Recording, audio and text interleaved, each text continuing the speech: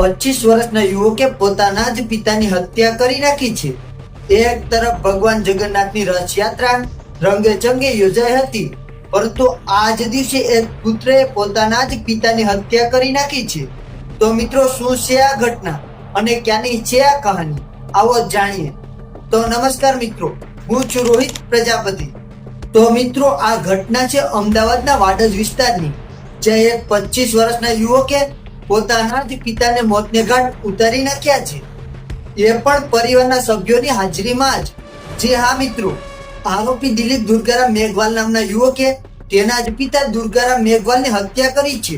27મી જૂનના રોજ એક તરફ ભગવાન જગન્નાથની રથયાત્રાની ધામધૂમથી ઉજવણી કરવામાં આવી રહી હતી, ત્યારે તે જ દિવસે વહેલી સવારે 5 વાગ્યે વાડજમાં નિર્ણયનગર પાસે આવેલા રામ પ્રતાપ નગર સોસાયટીમાં આરોપી દિલીપે ઘરમાં પોતાની પાસે સૂઈ રહેલા તેના પિતા દુર્ગારામ મેઘવાલને સાકાના 9 જેટલા ઘા માર્યા હતા, જેના કારણે બૂમાબૂમ થતા આરોપીની બંને બહેનો લતાબેન અને તરુણાબેન તેમજ નાનો ભાઈ નિખિલ અને તેની માતા જમકુબેન આ બધા દુર્ગારામને બચાવવા માટે વચ્ચે પડ્યા હતા।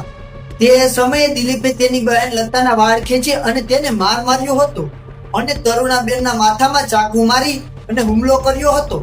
ચાકુ તેમના માથામાં ઘૂસી જતા તે ફસાઈ ગયું હતું, જે બાદ નિખિલ મેઘવાલે તેને પકડી અને બાલ્કની પાસે ઉભો રાખ્યો હતો અને જલ્દીથી 108ને જાણ કરવામાં આવી હતી।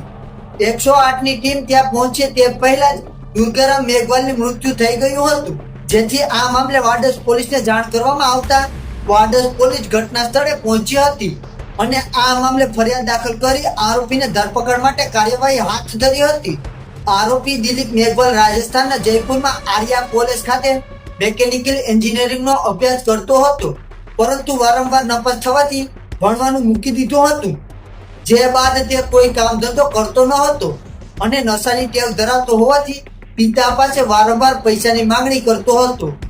પિતા દુર્ગારામે તેને રૂપિયા આપવાની ના પાડી હોવાથી તેણે પિતાની હત્યાનો પ્લાન બનાવ્યો હતો।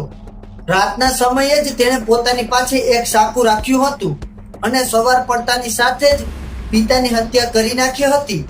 આ મામલે હાલ તો વાડજ પોલીસે આરોપીની ધરપકડ કરીને વધુ તપાસ અને પૂછપરછ હાથ ધરી છે। તેવામાં આરોપીની તપાસમાં હત્યા પાછળનું કારણ રૂપિયાની માંગણી જ સામે આવે છે કે પછી અન્ય કોઈ, તે તો આવનાર સમય જ બતાવશે। તો મિત્રો, અત્યારના સમાચારમાં હાલ બસ આટલું જ। હવે મળીએ એક નવા સમાચાર સાથે, અને જો તમે અમારા આ વિડીયોમાં નવા આવ્યા હોય તો વિડીયોને લાઈક કરી અને ચેનલને સબસ્ક્રાઇબ કરી દો।